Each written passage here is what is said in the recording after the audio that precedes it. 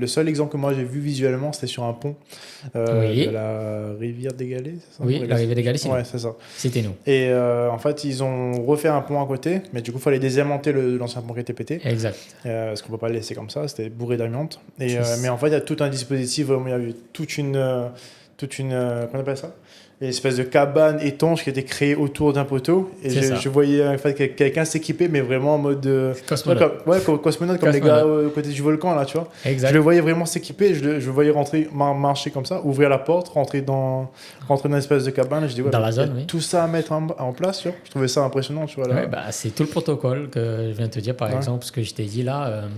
Quand tu viens, tu mets du polyen partout à droite et à gauche, tu vérifies qu'il n'y a pas de filtre à droite et à gauche qui rentre l'air, tu vérifies l'étanchéité, tu vérifies l'extraction de l'air. Donc, en gros, à minima, il te faut 6 volumes d'air, 6 roulements d'air en fonction du cubage que tu as à l'intérieur de ta zone que tu as confinée. Prévoir l'extracteur, prévoir aussi le sas personnel. Même le sas personnel, il doit être ventilé à un certain nombre de mètres par seconde. Minima, c'est 0,9 pour tout ce qui concerne la partie décontamination du personnel, et pour tous les déchets, c'est 0,5 mètres seconde. Ouais, après, on cherche pourquoi ça coûte cher.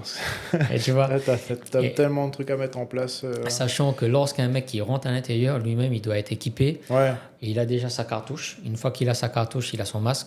Donc la cartouche, en gros, c'est plutôt, on va dire, c'est un moteur qui va aspirer l'air, mais pour que derrière lui aussi, il ait un afflux d'air assez régulier. Okay. Mais ce moteur-là a aussi des cartouches filtrantes. Ouais. Pour filtrer l'amiante, on filtre absolument. Et en fait, t'es parmi, sur l'équipement, en fait, t'es parmi les équipements les plus les plus rigoureux